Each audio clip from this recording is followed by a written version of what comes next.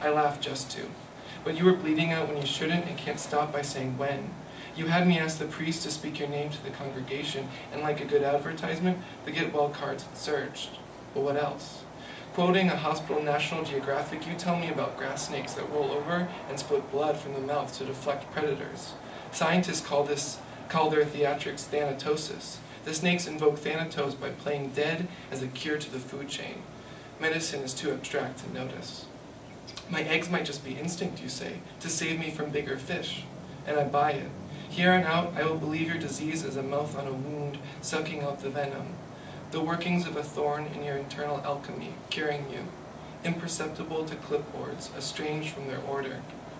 I finger a run of the blood off your back, like convincing a spider to crawl on a folded piece of newspaper, in its best interest and out the screen door.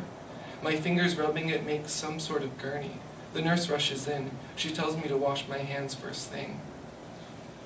At this rate, my antibodies would wipe out HIV unknowingly, you say. Your white blood count has scraped 0. Refresh. Your platelets wouldn't even clot a paper cut. Refresh. I sit in the gap between our bed and in the wall. You fall asleep. It is easier when you are not hooked up to your machines, the IV saying hello inside. Big vocabularies call this space by your bed a ruelle, French for a small street. I am not tired. One of the National Geographics from the big blue bookstores flipped open on my lap. Our friend from out of state had said the store looked just as empty as any building downtown, but it had every copy to date stacked over my head. First I read about places I would never go.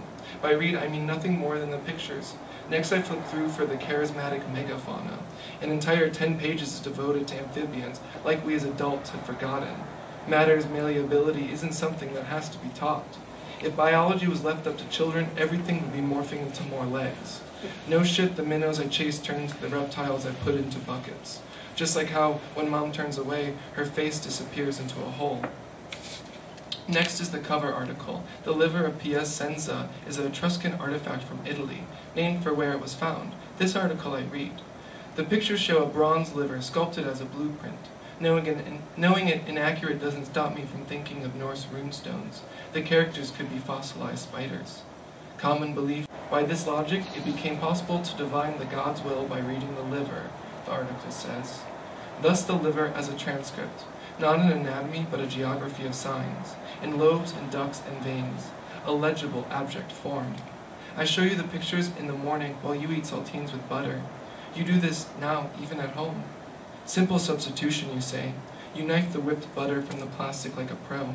If the liver is A, and it equals B, and B equals C, then the liver is C, the god's soul. Livers today must make the gods look angry, I say. But having pharmaceuticals in the water is something to be angry about. Why you smile is out of my hands. I think of the Zen farmer whose horse escapes and returns with wild stallions, whose son breaks his leg riding one and then escapes the draft.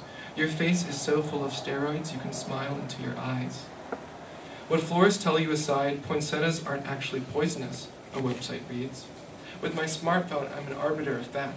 Your hand is too clumsy to use it, taped to the blue board that makes your skin smell. Either way, you're wrong. No matter the website, the daydream murder-suicide you joked about would do half of nothing. You'll need more than plant sap to make a joke about ending it. It's only latex. Red is taboo in hospitals, but the poinsettias are excused. The only reds here will be manicured, in a powder or plastic. This is the longest stretch of hospital days yet. And in your counts today, it wasn't your spleen. Surgery showed, by elimination, it can only be the liver rinsing your blood clean. I'm no choice sacrifice, you say to the doctor. Your liver is obsessive compulsive, she says, but that doesn't mean we'll remove it. We have no reason to be afraid. Left alone, we talk about how your doctor does not understand secondary succession, that the saplings deer like to chew on can grow from cleared rock. Your liver is acting like a fever, just boiling everything off to start over. We imagine the mess it must look like.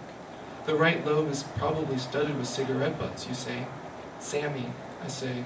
Instead of a trip, we can only talk about leaving here. I would knot all the sheets from home in a rope or escape. You say this business about livers makes you want pâté. So I would consult joy of cooking, cure the meat in sea salt, with cut flowers from the market on the table. It would stop being winter, the amaranth you like. I'd beat the dust out of my grandmother's placemats. There would be candles and you play with the wax as it pooled in its own light. If we say the first bite is yours, the bare fork will sing against your teeth.